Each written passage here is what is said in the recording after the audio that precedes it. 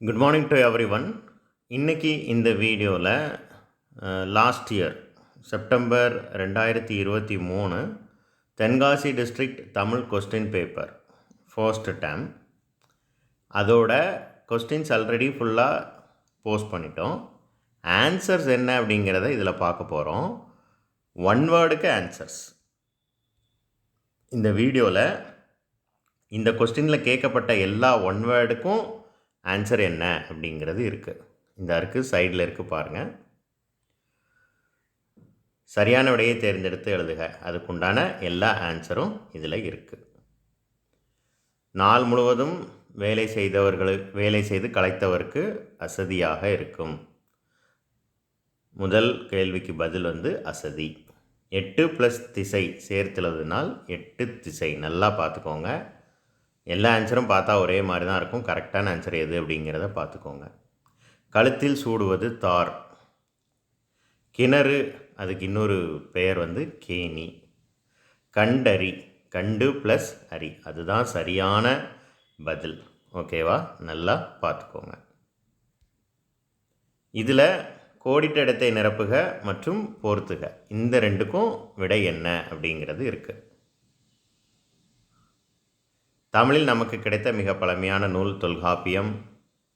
மிக நீண்ட தொலைவு பறக்கும் பறவை ஆர்டிக் ஆலா. இந்தியாவின் பறவை மனிதர் டாக்டர் சலீம் அலி. மனிதன் தன் வேலைகளை எளிதாக்க கண்டுபிடித்தவை எந்திரங்கள். சோஃபியா ரோபோவுக்கு குடியுரிமை வழங்கிய நாடு சவுதி அரேபியா. பொறுத்துக.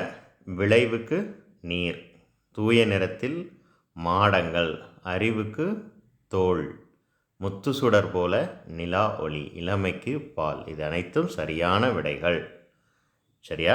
நல்லா பார்த்துக்கோங்க. நீங்கள் ஆன்சர்ஸ் கண்டுபிடிக்கணுன்னா அரை மணி நேரத்துலேருந்து 1 மணி நேரம் வரைக்கும் ஆகும். அது சரியாக தவறானும் உங்களுக்கு கண்டுபிடிக்க கொஞ்சம் டைம் எடுக்கும். ஸோ இதை பார்த்து 5 நிமிஷத்தில் நம்ம என்ன செஞ்சிடலாம், படிச்சிடலாம்.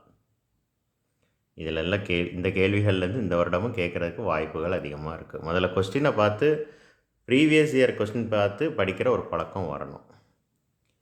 தமிழ் எண்ணுருக்கள் எழுதுக. 5, 9 அதோட எண்ணுருக்கள் இங்கே இருக்குது, நல்லா பார்த்துக்கோங்க.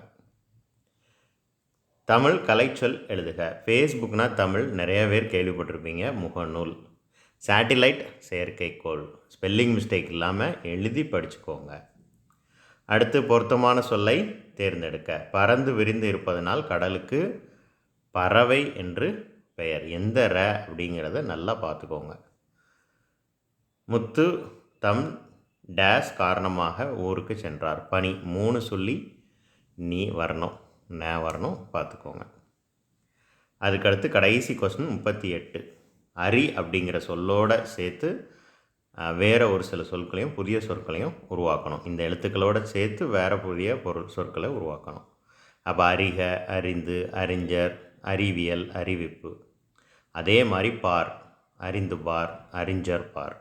சரியா? இவை அனைத்தும் சரியான விடைகள். படிச்சுக்கோங்க. அடுத்து 2 மார்க் 5 மார்க்குக்கு வந்துக்கிட்டே இருக்கும். தொடர்ந்து வீடியோக்கள் நாங்கள் போஸ்ட் பண்ணிகிட்டே இருப்போம். எங்களால் எவ்வளோ ஆன்சர்ஸ் மேக் பண்ணி போட முடியுமோ அதை கண்டிப்பாக போட்டுருவோம். தேங்க்யூ.